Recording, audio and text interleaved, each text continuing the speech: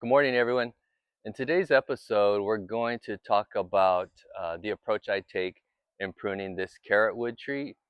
I get a lot of compliments, and oftentimes people have questions on how do I get it to grow in the shape of an umbrella versus just kind of an out of control tree or this big old ball of a tree.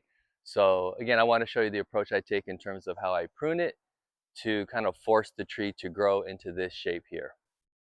So you just got done seeing what the outside of the tree looks like and how it's shaped. So I wanted to take a minute to show you what it looks like underneath the tree and kind of show you what you'll be aiming for in terms of the different branches that shoot out from the tree. You can see it's pretty thin, so you want to remove anything that you might have growing uh, closer to the trunk of the tree. And then we'll get into showing you how I actually start pruning it. Okay, as we get ready to start pruning, just keep in mind that however you prune this, whatever distance from the trunk, rather 6, 7, 8 feet, keep in mind that the tree is only going to get bigger from that point. So my goal is to keep this tree, the shade, relatively small. I don't want this out of control. I can see where some of my old cuts are from last year. This is new growth here. This is an old cut right here. This is new growth. So um, I'm going to start by maybe a little bit away from the last cut, and then I'm going to work in if I decide to go closer to the trunk. So keep in mind, it's always better to maybe cut back if you're not sure, cut back, and then you could decide, oh, you know what, I want to get closer. Obviously, you don't want to cut too close to the trunk and realize, I didn't want it that close. Too late, the branch is gone. So I'm just going to continue this approach all the way around the tree. Again, distance is, I don't know, maybe 6, 7 feet. Um, just kind of visualize it. It's always best, like I said, don't cut too much. We could go ahead and work our way inward as needed. And then once we start removing some of this, then we could kind of see more of the tree, see more of how we want to shape it. With these carrotwoods, don't be shy to remove um, a lot of the branches because it'll grow right back. It grows really quickly. Of course, what I mean by branches is like a lot of the leaves and stuff that you see, you can remove those branches. Of course, you don't want to cut back too far because it's not going to grow, that quickly where you're going to make up 2 feet. But in terms of the branches, the leaves, don't be shy to really cut it back because, again, they're fast growers. So I just got done removing the outer layer of the tree. Now I'm going to start shaping the tree to give it that umbrella effect. So with the next cuts, like for example, this one here, I'm going to start working in towards this tree and help shape it like with a low profile umbrella. I'll do one section so this way you can at least see.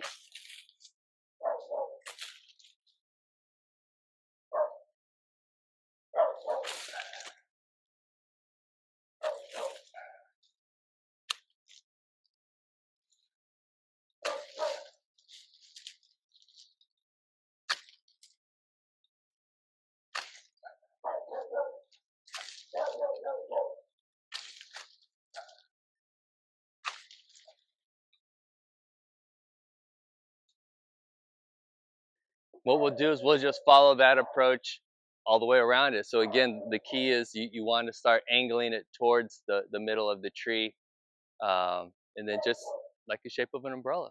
Just wanted to stop for a second to show you how it's actually starting to take shape as we work our way towards the middle of the tree and the top of the tree.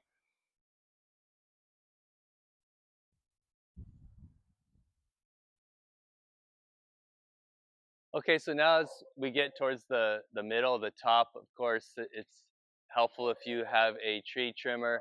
If not, you're going to need a really tall ladder or you're going to need to climb into the tree. Um, but we'll just continue what we've been doing.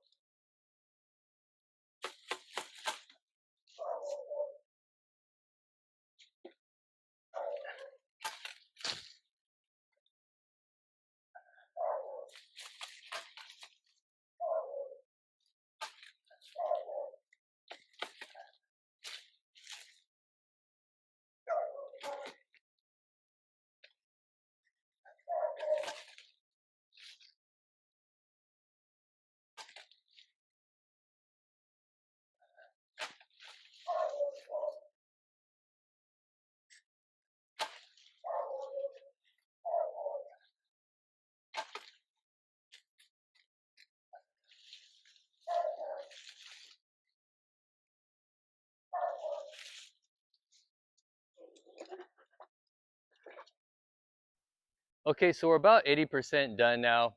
And for some, this might be your finished product. You may be happy with the way it looks, the size, all of that. But just keep in mind, the tree's only going to get bigger from here. And my goal is to really keep this compact. Summer's over, it's fall right now, so I'm not looking for the shade that this will typically provide. I want to eliminate as much leaves as possible because where I live, it gets really windy and the leaves will end up in the pool. So I'm going to get into it some more. I'm going to go even shorter. I'm going to thin it out, and then we'll wrap up with what the final product looks like in terms of what I'm trying to accomplish. Okay, when I try to decide what branches to remove in regard to thinning out the tree, I kind of take into account we have this beam here, we have this branch going that way, we have this beam here, we have this branch going that way. We don't need both of them, so I'm going to get rid of one and maybe even cut this one back a little bit. My goal again is as few branches and leaves as possible as we enter spring. So I'm just going to kind of take that approach throughout the whole tree, eliminate anything that is two branches accomplishing the same thing. We don't need that. Okay, so the tree is now done. You can probably tell I flattened the top even a little bit more. My goal is to try to thin it out as much as possible.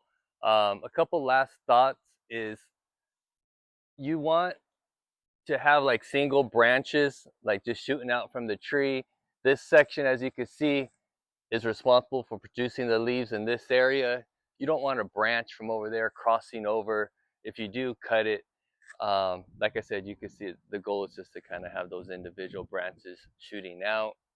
I pruned this tree last in early spring, probably around April. You could tell the amount of leaves that grew in a matter of, what is that, I don't know, 4 or 5 months. So you really should, be pruning your tree at least once a year, if not twice a year, if in fact you want to maintain it and you don't want an even bigger pile of leaves.